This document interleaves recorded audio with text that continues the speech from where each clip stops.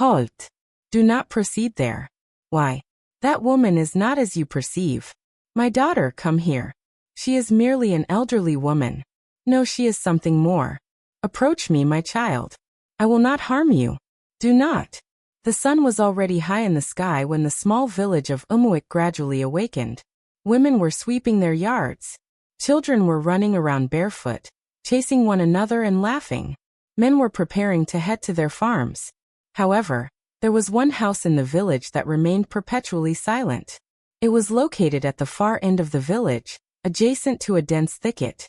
The roof was aged, and the walls appeared weary, yet the house stood resilient. This was the residence of an elderly woman named Man Kemp. The villagers kept their distance from her. People did not acknowledge her presence. Children were cautioned never to venture near her property. Even the goats and chickens seemed to steer clear of the vicinity surrounding her home. Mama Anka was a widow. She had no offspring. Many years prior, her husband had vanished under mysterious circumstances. One evening, witnesses saw him seated in front of the house, consuming roasted corn. The following morning, he had disappeared without a trace. No footprints, no note, no indication of his whereabouts. When inquiries were made to Mam and Kem regarding her husband's fate, she would only respond with a single statement. He departed the house very early that morning without uttering a word. Yet, many villagers were skeptical of her account. They murmured among themselves, "How can a man simply vanish like that?" Something about the tale felt amiss, but no one dared to press her with too many questions. Unbeknownst to the villagers, Mama A&M was concealing a sinister secret. At 80 years of age, she did not feel frail like other elderly individuals. Deep within, she understood the reason. Long ago, she had utilized her husband in a clandestine gathering with other women in her concealed group to rejuvenate her vitality. Yet, no one in the village was aware of this. To them, Mama Anka was merely an eccentric old woman whose husband had disappeared without a trace. Years went by. Mama and Kem resided alone in the serene house. Each morning, villagers would observe her walking slowly with a small basket. She ventured to the market alone. She purchased what she required and made her way back home. No one accompanied her. No one posed any questions. The villagers consistently pondered the same inquiries. How does she obtain money? Who assists her? What does she consume? Yet they never received any responses. Occasionally, when Mama NM grew too weary to carry something heavy, she would call out to someone passing by, "My child, could you please assist me in carrying this basket?" However, the moment people heard her voice, they would hasten their pace. Some even fled. Children would scream and rush back home. She called for me. Mom and Kim called for me. Her compound remained vacant. Guests never arrived. Even during village celebrations, when everyone visited one another, no one entered her compound. The solitude surrounding her house was akin to a thick barrier. Yet, one afternoon, an unusual event transpired. From the dusty path linking Umuik village to the adjacent village of Amapu, a young lady was walking slowly. Her name was Adugo. Adugo was exceptionally beautiful. Her skin glistened like palm oil under the sunlight. Her eyes were bright and gentle, and she always carried herself with dignity. She was recognized in numerous villages for her exemplary manners. On that day, Adugo had a large tray balanced on her head. Within the tray were various food items: dried fish, fresh pepper, beans, small bags of gari. She was selling the food items, moving from village to village. Fresh pepper, quality gari, dried fish. Her voice was soft yet distinct as she walked. She had never visited Umuik before. As she strolled down the quiet path, she noticed something peculiar. One house stood solitary at the far end. It appeared old, but it was evident that someone lived there. Before she could contemplate further, a door abruptly swung open.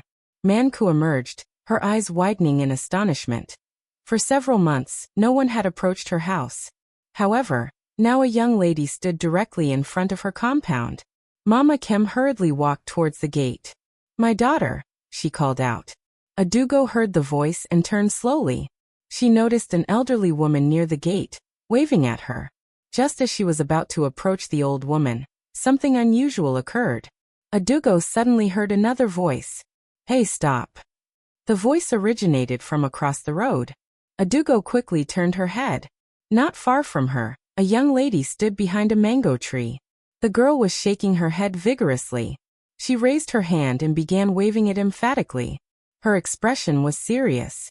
She was clearly signaling to Adugo not to approach the old woman. For a brief moment, Adugo appeared confused. She glanced at the old woman, then back at the young lady. The young lady continued to shake her head. "Don't go there," she whispered loudly. Yet, Adugo could not comprehend the reason. The old woman merely stood there, gazing at her with weary eyes. Adugo slowly smiled, adjusted the tray on her head, and started walking towards the old woman. The girl behind the tree covered her face in disbelief. Mank was also taken aback. It had been a very long time since anyone had willingly approached her. Adugo reached the gate and gently lowered the tray from her head. "Good afternoon, Mama," she said with politeness. Mank blinked slowly for a few seconds, unsure of what to say. No one had greeted her with such respect in many years. "Good afternoon, my daughter," she finally responded, her voice softer than usual. "Are you from this village?" she inquired. Adugo shook her head. "No, Mama. I am from Amipu village. I came to sell some food items." Mama Kem looked inside the tray and saw the dried fish, the gari, the pepper, and the beans. Without much thought, she began purchasing several items. She bought pepper. She bought gari. She bought beans. She even purchased dried fish. Adugo meticulously wrapped each item and handed it to her. After making the payment, Mama and Kim gazed at Adugo for a prolonged moment. "My daughter," she spoke slowly, "could you assist me in buying something at the market tomorrow?" Adugo's expression brightened instantly. "Yes, Mama, I can assist you," she replied joyfully. Mama and Kim appeared relieved. She nodded slowly. Adugo placed the tray back on her head. "I will come tomorrow," she assured. Then she waved and started walking away from the house. Mama and Kemp stood at the gate, observing her departure. Her gaze followed the young lady until she vanished down the road. However, Adugo had not walked far when someone abruptly stepped in front of her. It was the same young lady who had been waving at her earlier. She stood there with her hands on her hips, staring directly at Adugo. Her expression was very serious. "Do you know who that old woman is?" she inquired sharply. Adugo blinked. "No," she replied calmly. The girl leaned in closer. "That woman is a witch." Her voice lowered to a whisper. "Everyone in this village steers clear of her house." She pointed back toward the desolate compound. "No one visits there. No one speaks to her. You should keep your distance from her." Adugo listened quietly, but her expression did not reveal any fear. Instead, she offered a small smile. "So?" she asked gently. The girl frowned. "What do you mean?" Thus, Adugo readjusted the tray on her head once more. "I will not cease visiting her simply because people believe she is a witch." The young lady stared at her in disbelief. "You don't comprehend," she said quickly, but Adugo shook her head. "She is an elderly woman who lives alone." Adugo responded softly, "If she requires assistance, I will provide it for her." For a few moments, the girl remained silent. Then suddenly, she turned around and began to walk away swiftly. She did not even glance back. Adugo watched her depart. Then she resumed her journey down the dusty road. However, as she walked, she was unaware that something quite unusual had already commenced. Back at the desolate compound, Mom and Kim remained by the gate. Her gaze was fixed on the road from which Adugo had vanished. Gradually, a faint smile emerged on her wrinkled face, and she softly murmured to herself, "Tomorrow will be a very intriguing day." The following morning, before the sun had fully risen, Adugo was already making her way down the dusty road once more. The air was cool and tranquil. A gentle mist enveloped the bushes, and birds were just beginning to chirp in the trees. Adugo held a small basket in her hand. She walked briskly, her steps light and joyful. She felt content. She recalled the elderly woman who had spoken kindly to her the day before. The old woman had appeared so lonely, and Adugo felt pleased that she could offer her assistance. Soon, she arrived at the solitary house at the end of the village. Mama was already awake. In fact, she had been awake for quite some time. She had been seated on a wooden stool in front of her house, gazing at the road as if she were anticipating someone when she finally spotted Adugo approaching the compound. Her face gradually lit up.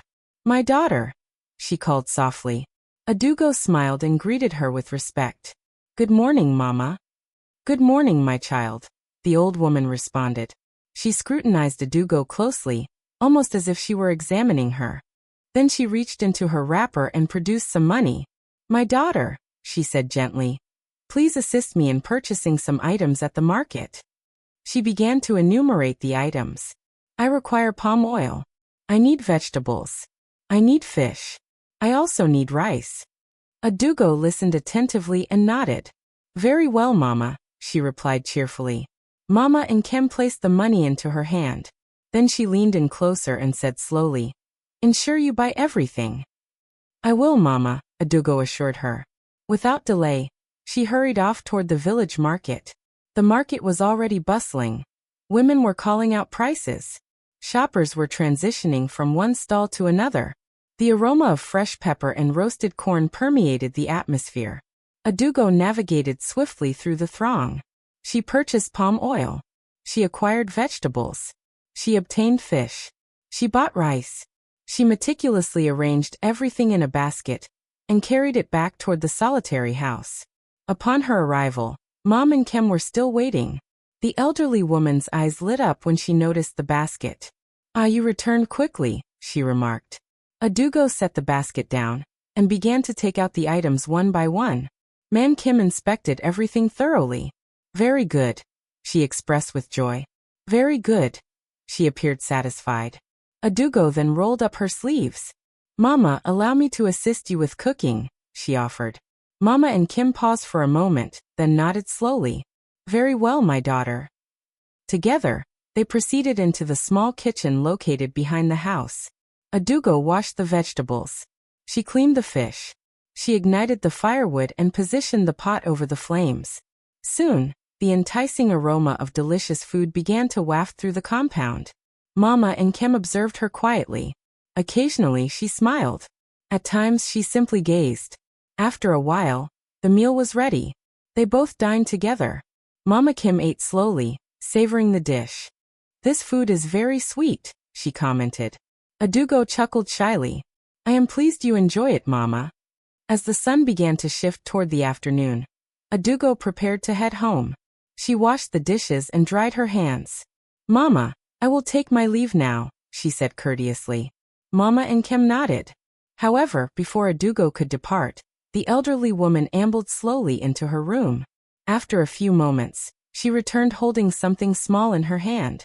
Clear as throat. It was a stunning waist bead. The beads were lustrous and vibrant. Red, gold, and black beads were arranged in a beautiful design. They glimmered in the sunlight. "My daughter," Mama Enka said gently, "this is for you." Adugo's eyes widened in astonishment. "For me?" "Yes," the elderly woman responded. "You have assisted me today. Consider it a modest gift." Adugo felt immense joy. She had never possessed such a lovely waist bead before. "Thank you, Mama," she exclaimed with excitement. Without delay, she secured the bead around her waist. It fit her perfectly. She adjusted her wrapper and beamed with pride. "It is truly beautiful," she remarked. Merely smiled quietly. Adugo waved farewell and commenced her journey home. As she strolled along the path, she frequently touched the waist bead with delight. She felt a sense of pride wearing it. Upon finally arriving at her home, her mother was outside sorting beans. "Welcome back," her mother greeted her. "Thank you, Mama," Adugo responded. She entered the house to place her basket down. Yet she refrained from mentioning the elderly woman or revealing the waist bead. She simply continued to wear it. That night, Adugo slept soundly. The following day, she resumed her usual tasks. She donned the waist bead once more. It glimmered beautifully around her waist. However, 3 days later, an unusual occurrence transpired. Adugo abruptly began to feel weak. Initially, she attributed it to mere fatigue, but the weakness intensified. She found it difficult to stand for extended periods. She was even unable to venture out to sell her goods. Her mother grew concerned. "Adugo, what is the matter?" she inquired. I do not know, Mama, Adugo replied feebly. Each day, her body felt smaller and weaker. Her clothing began to appear loose on her. Her mother became alarmed. She summoned neighbors for assistance. They attempted various remedies, but nothing proved effective. Adugo continued to weaken. Her once vibrant face turned pale. Her strong voice softened. Within a few days, Adugo could scarcely sit up. Her mother sat beside her weeping. My daughter, please recover, she pleaded. Yet, Adugo merely closed her eyes. One tranquil evening, Adugo took a slow breath, and then she ceased to breathe again. The house was filled with loud wailing. Her mother cried out in anguish, my daughter, my beautiful daughter. Neighbors congregated around the residence. Everyone was taken aback. Adugo had been youthful and in good health. No one comprehended what had transpired. A few days later, Adugo was laid to rest. Numerous individuals came to mourn alongside her mother. Tears permeated the atmosphere as they interred her. However, there was a truth that remained unknown to all. Adugo had never confided in anyone about the elderly woman. She had not mentioned the visit, nor had she disclosed anything about the waist bead. The secret was entombed with her. That evening, the village fell into a profound silence. The moon illuminated the sky with its brilliance. Within the solitary house at the village's edge, Mama and Kem stood in the center of her modest room. The windows were shut tight. The room was enveloped in darkness. Suddenly, an unusual phenomenon began to unfold. A gentle, cloud-like mist gradually started to swirl around her body. It encircled her softly. Menk raised her head slowly. Her expression appeared serene. Her posture straightened slightly. Her weary body seemed revitalized. She closed her eyes and murmured softly. Another year had passed. A faint smile emerged on her lined face. In the distance, Adugo had just been interred. Yet, in the solitary house, Mama and Kem felt more resilient than ever. The mist gradually dissipated. The room returned to silence. Mama and Kem moved slowly towards the entrance of her home. She gazed out at the vacant road. Her eyes reflected patience. She understood that someone else would eventually pass by, and she would be there, always waiting. Kindness is commendable, but wisdom holds equal significance. Not everyone who wears a smile has good intentions. Before placing trust in strangers or accepting gifts, it is prudent to exercise caution and seek counsel from those who love and care for you.